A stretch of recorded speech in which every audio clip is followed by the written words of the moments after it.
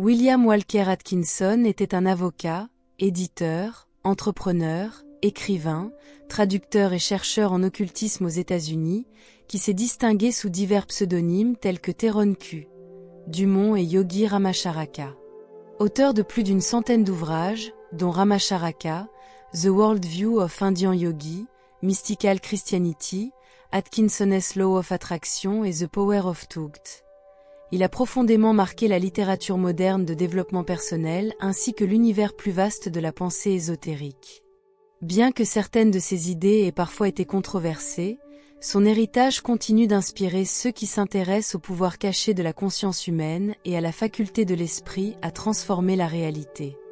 Au cœur de sa pensée se trouve l'idée que l'on peut se protéger des schémas mentaux négatifs ou destructeurs. Pour lui, la première étape essentielle consiste à dépasser la peur et l'inquiétude, car se focaliser continuellement sur la crainte entraîne inévitablement une succession d'échecs et de malchance. Cette mise en garde contre la peur, bien que déjà exprimée par bien d'autres, reste rarement appliquée de manière concrète. Atkinson expliquait que la peur naît de conditionnements mentaux ancrés et d'influences négatives répétées dans notre environnement, et qu'elle peut être surmontée grâce à la persévérance, un travail acharné et à l'adoption active d'une perspective positive. Un autre pilier de son enseignement repose sur l'influence magnétique d'une attente forte et déterminée. En concentrant continuellement son attention et en imprégnant ses pensées d'une conviction émotionnelle, on attire naturellement des circonstances et des personnes qui correspondent à ce désir. À l'inverse, le doute et l'agitation favorisent l'apparition des résultats que l'on redoute. Selon Atkinson, le principe de l'attraction fonctionne de telle manière qu'une peur constante engendre précisément ce qu'elle redoute, tout comme un désir intense attire ce que l'on souhaite. Il considérait donc indispensable d'invoquer le courage avec la même certitude que l'on appuie sur un interrupteur pour dissiper l'obscurité. Une question essentielle demeure: comment neutraliser une pensée négative dès son apparition? Atkinson déconseillait de lutter contre ces schémas nuisibles par un simple rejet ou une volonté excessive, approche souvent inefficace. Il préconisait plutôt de substituer la pensée négative par une affirmation constructive et positive.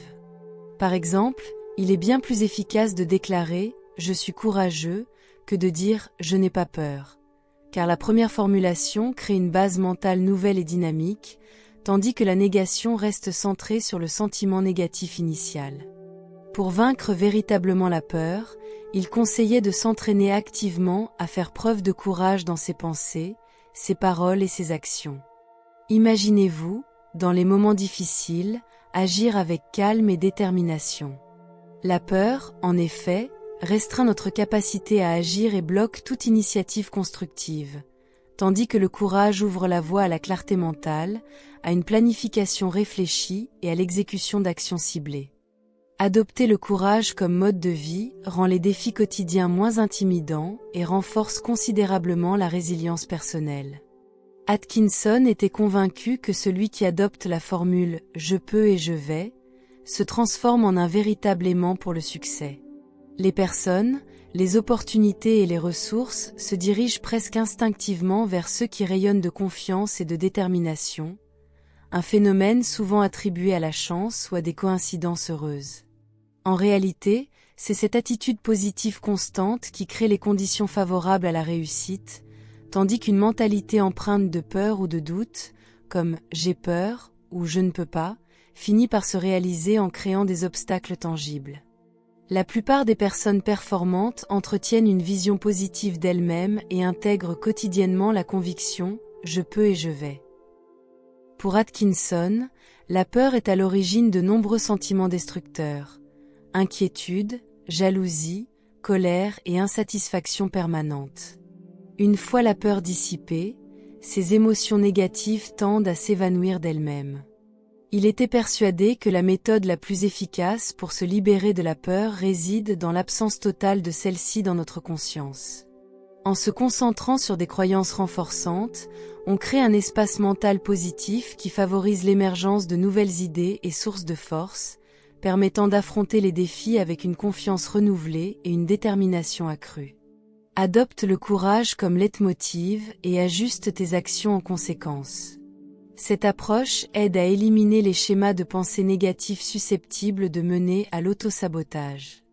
Répète sans cesse la formule « je peux et je vais » et intègre-la dans ta vie quotidienne par des actions concrètes. Parle avec assurance, agis de manière calme et confiante, et observe comment, petit à petit, ta perception du monde se transforme. Au fil du temps, ces changements intérieurs se reflèteront à l'extérieur, dans des relations enrichies, des succès professionnels et des réalisations personnelles.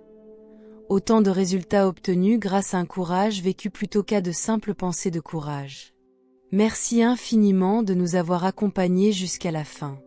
Si ces réflexions t'ont apporté force et inspiration, n'hésite pas à t'abonner à notre chaîne pour découvrir davantage de contenus motivants et enrichissants.